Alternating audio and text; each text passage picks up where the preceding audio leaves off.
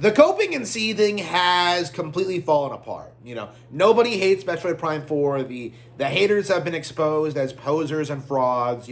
People like uttering nonsense like, this feels more like a Zelda game. Have kind of established that they don't know what they're talking about.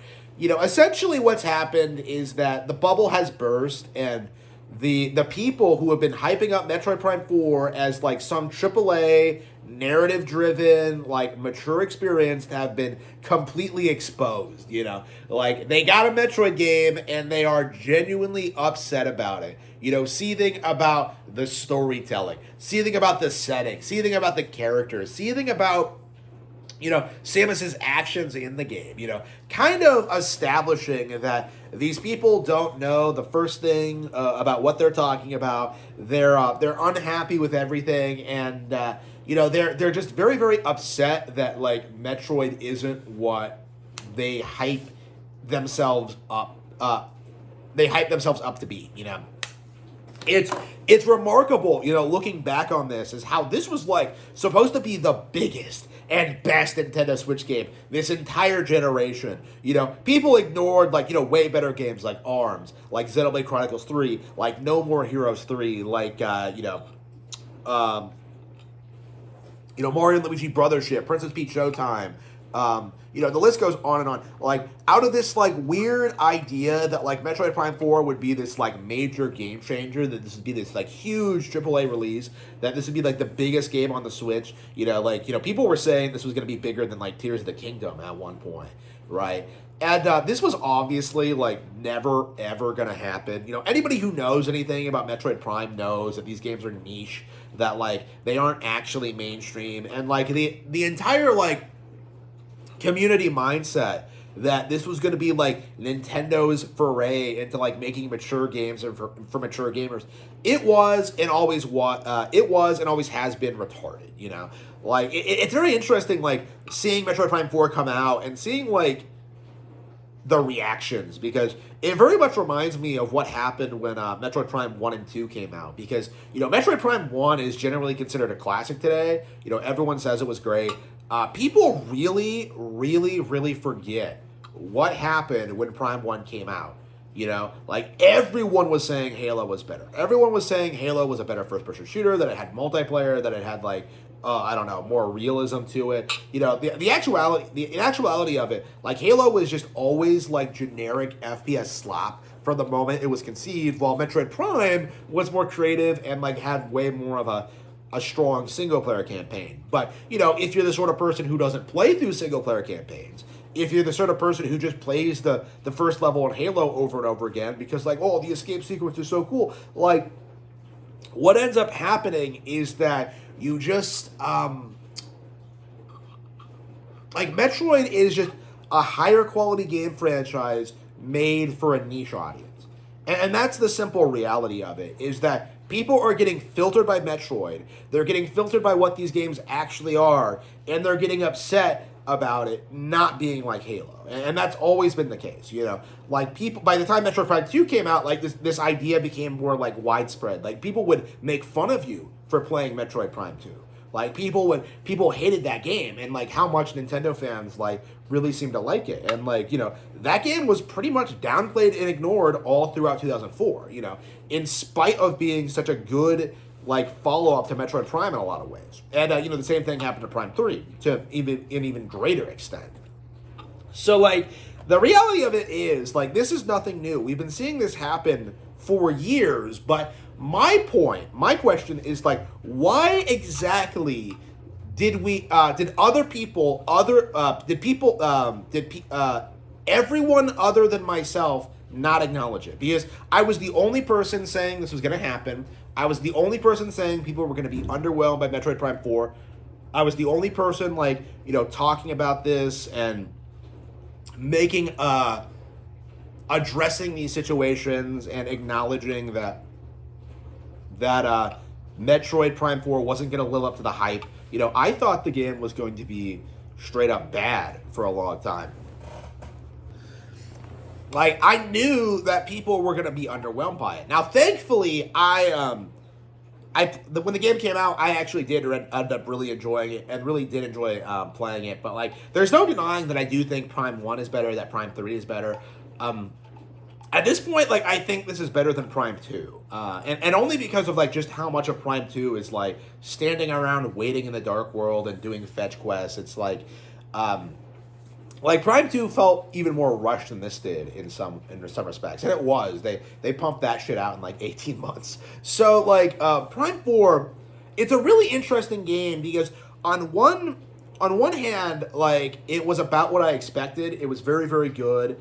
It's about what I wanted from a Prime game. It innovated in certain respects. It tried new things, but it also felt very safe, and it felt like it wasn't doing a lot to kind of draw people in the way that, like, say Breath of the Wild did. But like, Breath of the Wild is very interesting because when that came out, you had a lot of prominent people, mostly like millennials, like trying to say that, like, oh, this isn't a real Zelda game. It's a survival game, which is obviously retarded and really should be, like, ignored by, like, everyone for being so stupid. But that was the narrative for a long time. That was everyone's take, was this idea that, like, oh, Breath of the Wild isn't as good as the old 3D Zelda games. And that was just an attempt to try and control the narrative, to try and downplay the game.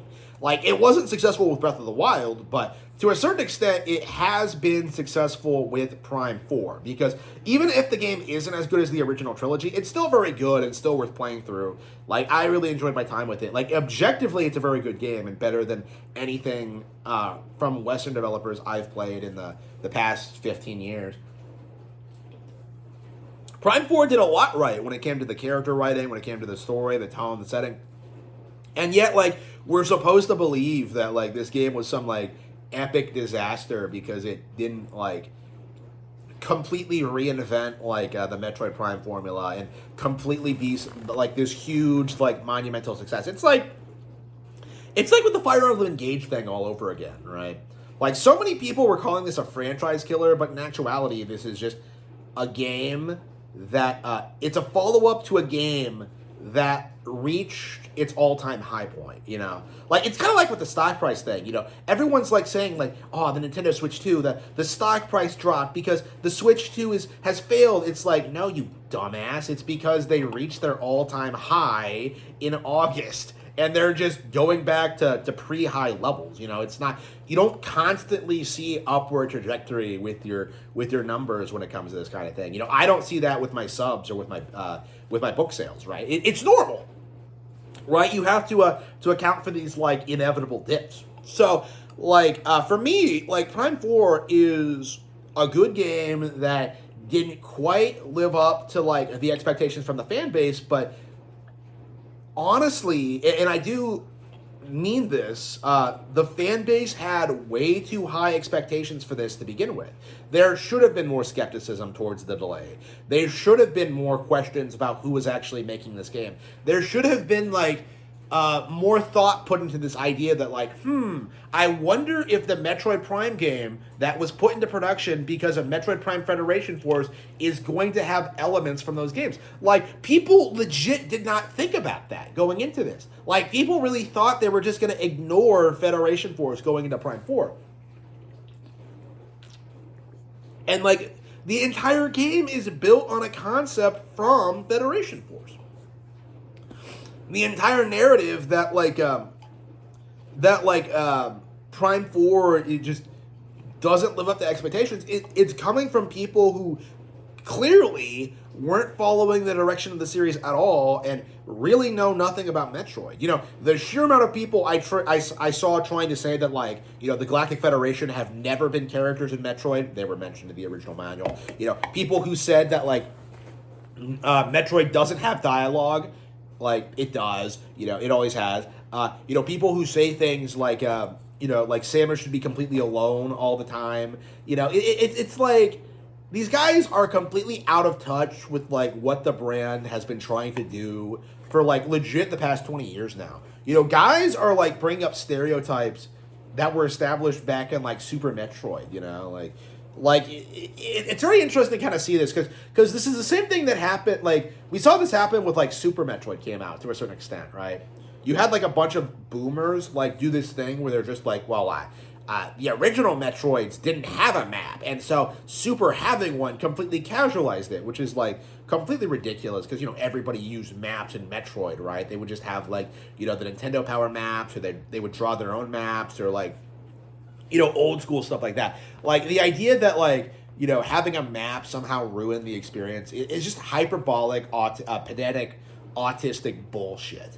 Okay, and that's what we're seeing with Metroid Prime 4. Like all the criticism of it just amounts to people having these like very warped expectations and getting over upset over things that don't really matter at all. It's just it's very interesting to kind of see like this kind of stuff happen like so consistently.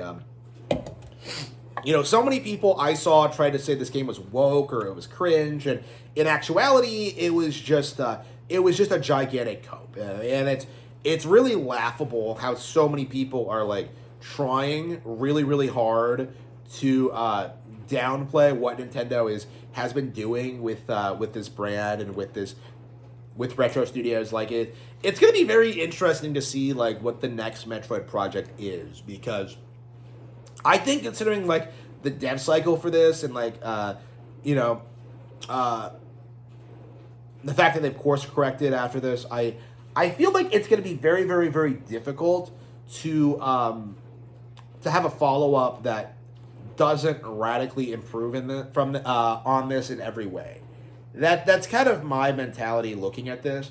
That's kind of my mentality looking at like what Nintendo's doing and what like and what they're talking about now. It's like, to me, I think we're in the middle of a Metroid renaissance. Like we've been getting nothing but bangers since Federation Force came out, and yet we're still in this weird phase where everyone's trying to like pretend Metroid is some like neglected Nintendo IP when it gets way more support than any other Nintendo franchise at its sales numbers. Like Pikmin is bigger than Metroid now, and it's only gotten like 5 entries.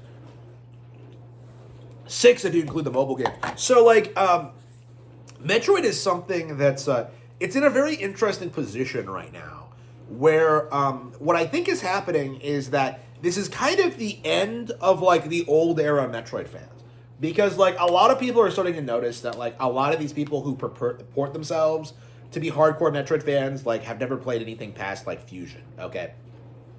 I've been calling these guys like stopped at super players because they don't seem to know anything about Fusion or like the lore editions, or don't take them seriously. Like for a long time after Dread came out, there was a huge push to try and downplay Dread and say it wasn't very good, and that fell off with time. Now it's considered one of the all-time best. So like that's kind of how I see this going, honestly. Is just like these guys will fight to keep like new Metroid games from getting any kind of recognition or popularity at all, and it's just going to result in the same thing, where over time these games are going to start being more and more popular. Like I said, Prime 2 and Fusion were massively hated when those came out, and yet inexplicably they became super popular classics over time. Because like the only period in which these people can get away with like making up nonsense about these games is in the pre-release period. That's when we saw like the peak hate of this game, is when people saw like Miles McKinsey for the first time and they started seething about like the Galactic Federation being in it when that was confirmed years ago.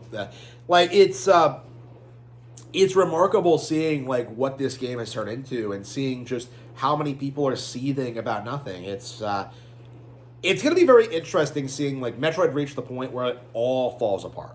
And I do think like the reason for it is just because like Metroid fans are like older autistic men, is just the reality of it. And it's only a matter of time until this demographic is replaced, and I cannot wait for that to happen.